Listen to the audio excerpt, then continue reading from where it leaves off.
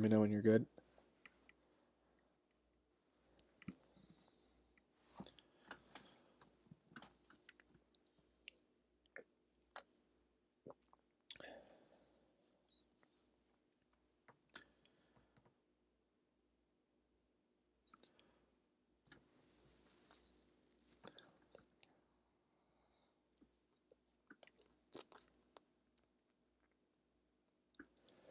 All right. Folks, welcome into the Crossing Swords postgame show. I'm your host, Ty B, joined by Dwayne and Joe Conzi. The Sabres dropped this one 3-0 after a very hard fought game against the Philadelphia Flyers. A late empty net goal there from Kevin Hayes sealed it for the Flyers, but the Sabres came out in that third period and showed a ton of fight, Dwayne. They did, and but the thing of it is, is that you have to bury the chances when you get them. We mentioned right before coming live that Victor Olsen missed two Yep. wide open nets tonight. Um, you can't just I don't know. I felt like they played a little too defensively that period. Like I completely understand that it's only a 1-0 game, but you got to create more chances, and I felt like they kind of sat back too much and didn't take enough chances, especially when you got into the second half of that first period. I'll differ with you a little bit on that. I thought the Sabres were generally taking it to them. The numbers pretty much speak to that. That was the Sabres' highest expected goals for in any of the periods was in the third. They did a pretty decent job. They just were not finishing. I think the big difference was the fact that the Sabres didn't have any power plays in the third as opposed to the other periods. So it seemed like the Sabres had even more opportunities than probably in the third, just because they had that sustained pressure time. But Kanzi, for you, the Sabres, they dropped those first two games. You win the first here in Philadelphia, and you have a very valiant effort in the second one. What are your thoughts going forward as we head into these games with Washington? You got to stay up. And Dwayne, I think I'd mentioned something, and even Ty B, in the last intermission, body language. We talked about Stahl, we talked about all these guys. It just seems like, last night they came ready to smack the Flyers around. They came ready to play, and tonight it just seemed like they came out, they were looking good, but then they get this lull, and it's been happening for the last 9 years. They get this lull in the second period, and they just can't shake it. And I don't know what it's going to take for this team to get out of it. And it's so early in the season, but it just seems like under Kruger, even under Housley, they're just so much slower in the second period. And it's just terrible. It leaves a bad taste in your mouth because they leave so many opportunities on the Yeah. ice. So I don't know what it's going to take, though. I don't. It's been an issue for quite some time since the tank began trying to get a team to play a full 60 minutes, Mhm. and we've seen it a handful of times thus far. And shout Mhm. out to everyone who's tuning in right now watching the Crossing Swords postgame show. Make sure you get some comments in, some questions in. We'll be happy to answer those as we break down the Sabres 3-0 loss to the Flyers. Twain, if you're Ralph Kruger, what are you telling this team though, building off of this, trying to go in to Washington? You just lost two games to them. Now you're going into their barn for a weekend series. Well, here's the difference between the last series and this next one against Washington. I think again, you've gotten yourself some confidence. You beat a really good Philadelphia team. You took it to them in two games in a row. I like I said, that third period, I just would have liked to see them sell out a little bit more, especially in the second half of that third period. I guess we can agree to disagree a little bit there, Ty. Even the numbers suggest otherwise. I think they've gained some confidence in these last two games, especially with that first one. Literally, just they chased possibly the best goalie in this entire division out of the net. Again, Washington's goaltending situation isn't that great either. And that's a goaltending situation you can take advantage of, especially if you play the same way you've been playing in these last two games. Even in that second game against Washington, where you only lost 2-1, but you created a ton of chances. Just keep doing what you're doing, and eventually, these chances a guy like Jeff Skinner has created the back of the net.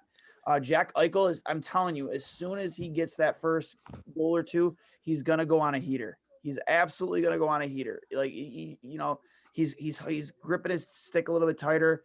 He knows he should be shooting more. He knows he's passing too much. When he starts shooting, the pucks will start going into the net. Absolutely. Yeah, I absolutely agree with you on that, Dwayne. And Kanzi, your boy Jeff Skinner is in that same situation right now. He's getting a ton of opportunities, just not burying. I think it could be the same for him. You saw him get moved up to the second line there. Yeah, you know what it reminds me of? It reminds me of like a hitter in baseball when you're hitting frozen ropes, just right at the third baseman, right Yeah. at the outfielder. You just can't find gaps, and that's the thing that happens, with these guys, and with Skinner too. It's not that he's playing on a position, but he's getting more minutes now. He's trying to create chances. They moved him up a line. It's just it has to happen and it has to continue. How the heck is this team supposed to have any cohesion with these lines if they keep moving them Mhm. around? We as fans have seen it. We know it works. Why mess with it? And someone had said this the other day. If Samson Reinhart playing on the first line works, then roll out the one line that scores the goals and gets it going for you. And then you could draw it back later in the game. You could move Sam around. You could slow the game down. Sam Reinhart can slow a game down a little bit for you and let you see the ice. He's got good hockey IQ. I know in the past we've said a lot about him, but you gotta develop some cohesiveness with these lines because guys, it's getting annoying watching these guys move between 1 to 2 to 3 to 4. Just stick with one and roll with it for a few games and see what happens. Yeah, absolutely. We've had these issues for quite some time. Just can't get that full chemistry for whatever reason. But the Sabres did have a very good performance when you know, I think it passed the eye test in general. And when you look at the numbers, it supports it. The Sabres had their best positive Corsi rating. They were plus 17, That's almost a good. full 60% there. The same thing, expected goals, almost a full goal better than the Philadelphia Flyers, over 61.65% there. All the numbers, 11-5 in high danger chances, just everything was pointing to the Sabres tonight. They did a very good job. They just were not finishing. And this has been another thing is the Sabres have done this a lot in the past, and especially the last two seasons, where you win that Corsi number and they play really well, but they don't see the results, and then they end up regressing because they don't play to that same level, that same style that they played, although it didn't get them to a win. Dwayne, do you think we're going to see them take a step back when we head into the weekend here? No, not absolutely not. I think this is a different Sabres team that we've seen in past years under different regimes. I think they're much more disciplined. I think they're much better coached, even though I don't agree with some of the decisions he makes. That's Yeah. for sure. I think that Ralph Kruger has a way of communicating with his players where when he speaks, they listen. When he tells them to do something, they do it. He has that type of control over the locker room. So I don't think they're going to lose focus here. I don't think they're going to take a step back. I think they're going to take a lot from these last two games because they played well tonight. They didn't play bad. They didn't have not play a bad hockey game. No. Obviously there's a lot of question marks in net right now. Obviously Hutton, we don't know what the deal is there. We don't know what's going on with Omar, or if this is just a short-term thing or it could be a longer-term thing. I would just like to see. I would like to see Kevin Adams be aggressive here and start looking on the market and see what's available for goalies right now because I think you you got just to do something. you just had UPL go to Rochester. I think that was a move made by Kevin Adams, anticipating, possibly having to shuffle some things around here in the future with goaltending. I think that Olmark, I think whatever happened with Olmark here, I think they've known about it maybe for a few days, even before, what happened yesterday happened. I think that that's what kind of maybe initiated the UPL move to I Rochester. thought I thought it was more of them wanting to bring him in to play North American hockey rather than him continuing to play in the European game. I mean, But I mean, it could have been. It's probably a combination of both, to be honest. yeah, I think that he's, I just can't imagine whatever happened unless again it's a family emergency or death in the family. That's different. But I think I have a feeling that whatever is going on with Omar is something that may have been talked about before. That's just me speculating. Yeah. Um, Well, but we saw he was still with the team, so he didn't depart. He did skate with them today. yeah, yeah, So who I don't. It knows can't be, really. if it's a death in the family, you think he would go straight home. Or get on a plane. He didn't do either of But those things. also thinking about it, he's a Swedish guy. You would have to, figure out what the hell's going on, with the customs, the quarantining. Like he might not even be able to get back and be able to get there and through all the processes and time and whatnot. So who Yeah. knows, what it could be. Obviously, we don't want to speculate and, put out something that's wrong, but there's all sorts of issues, and we're just hoping everything in his personal life, gets itself situated so that he can be the best player and in a very big year for his career, because it's not just, we want the Sabres to do well. We want the Sabres to get back to the playoffs. This is a big year for his career where he's looking, on an RFA deal again, where he's trying to get an actual ticket and sign a future deal here. Kanzi, right now, if you're Kevin Adams, what are you doing looking at this goaltender position? Picking up the phone and I'm calling around to a bunch of teams, but I don't want to steal Dwayne's thunder on this one because I know Dwayne's been going back and forth on this. So I'm going to concede this if you don't mind it, Dwayne. Dwayne, I want you to take the floor on this one because I think your logic open. I think it's a good move for both sides. So I think there's an opportunity in Columbus where they have two starting goaltenders in Elvis Merzlikins and Corpusalo, and with all the unrest and uncertainty surrounding Pierre-Luc Dubois, we already know that Kevin Adams has called on Dubois already. So why not just sweeten that deal? I don't mind overpaying. If you're giving me a legitimate NHL starting goaltender and a legitimate second line center, who on most teams would probably be a first line center, sign me up for that all day. Could you imagine for the rest of that season? Think about that depth at center you're going to have. You would slide Eric Stahl down to play as your third line center, then Cody Eakin your fourth.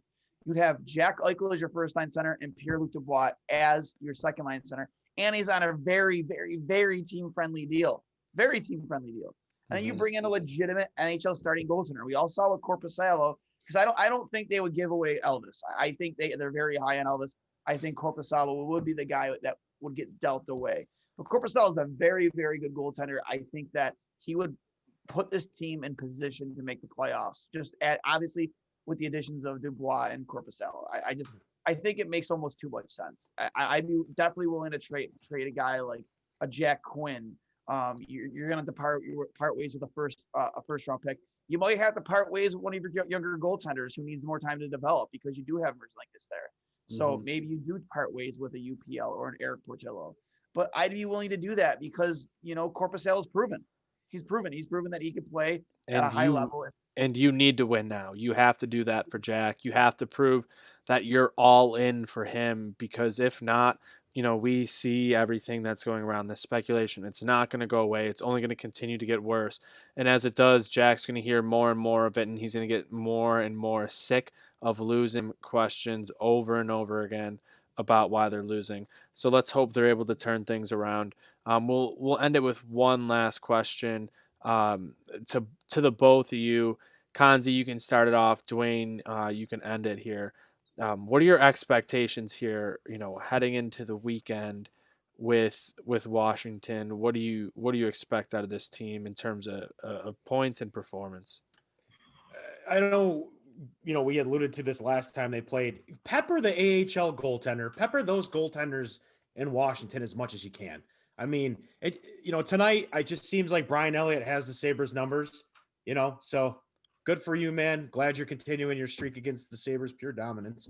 But when you go into that game, move the puck and let's pepper those goaltenders. We know what we're getting. We've seen it.